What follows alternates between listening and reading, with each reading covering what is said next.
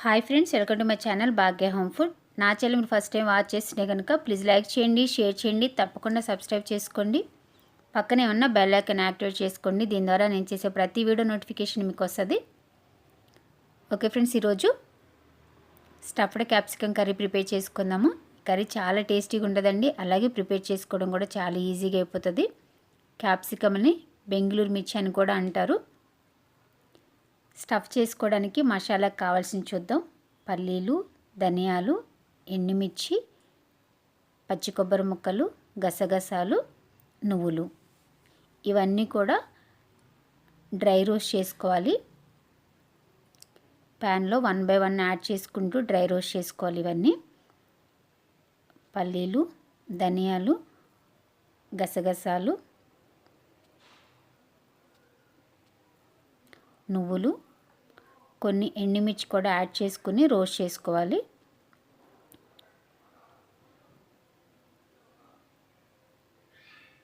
ఇవి కొంచెం రోస్ట్ అయినాయి కదా, ఇప్పుడు కొన్ని పచ్చి కొబ్బరి ముక్కలు కూడా యాడ్ చేసుకుని రోస్ట్ చేసుకోవాలి.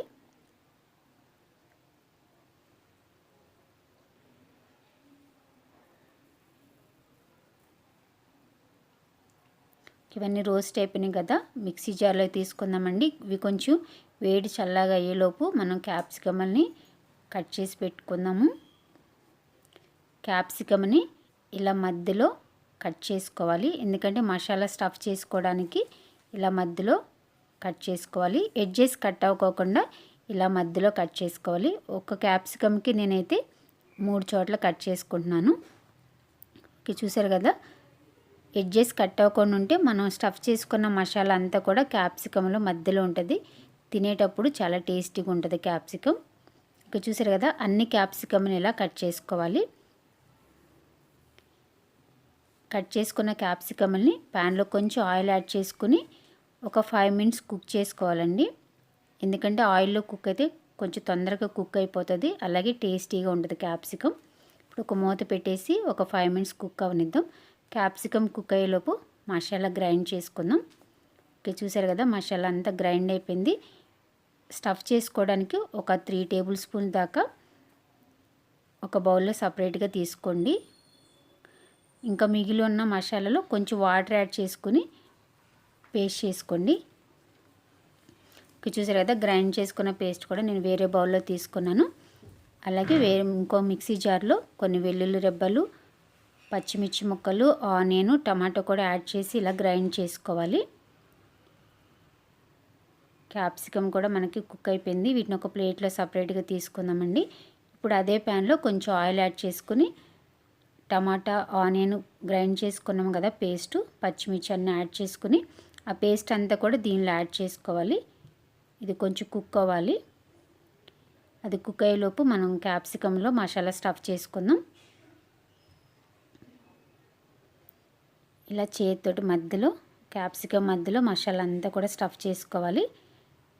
స్టఫ్ చేసుకోగా మసాలా మిగిలితే కనుక మళ్ళీ ఇంకొకసారి యూజ్ చేసుకోవచ్చు అండి, అది స్టోర్ చేసి పెట్టుకోవచ్చు.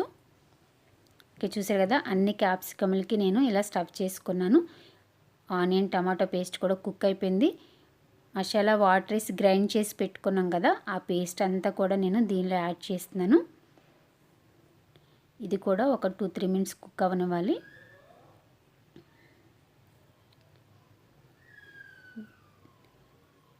అలాగే ఇది చింతపండు గుజ్జు అండి. కొంచెం చింతపండు వాటర్లో నానబెట్టి కొంచెం చింతపండు గుజ్జు తీసుకున్నాను నేను. ఆ చింతపండు గుజ్జు కూడా యాడ్ చేసుకోవాలి. ఇప్పుడు దీనిలో కొంచెం పసుపు, సాల్టు యాడ్ చేసుకుని ఒకసారి గ్రేవీ అంతా కూడా ఒకసారి బాగా మిక్స్ చేసుకోవాలి. కారం యాడ్ చేయట్లేదు, ఎందుకంటే మసాలాలో ఆల్రెడీ మనం ఎండుమిర్చి యాడ్ చేసుకున్నాం కదా, ఆ కారం సరిపోతుంది. అలాగే ఆనియన్స్ గ్రైండ్ చేసేటప్పుడు పచ్చిమిర్చి కూడా యాడ్ చేసుకున్నాం కదా. ఇప్పుడు గ్రేవీకి సరిపడా వాటర్ కూడా యాడ్ చేసుకుని మిక్స్ చేసుకుని ఒకసారి క్యాప్సికమ్లన్నీ కూడా ఇలా గ్రేవీలో యాడ్ చేసుకోవాలి. అలాగే నేనైతే ఇంకా ఒక 2 క్యాప్సికమ్ ఇలా పీసులుగా కట్ చేసుకుని మధ్యలో వేసుకున్నాను. మూత పెట్టేసి ఒక 5 minutes కుక్ అవనిద్దాం.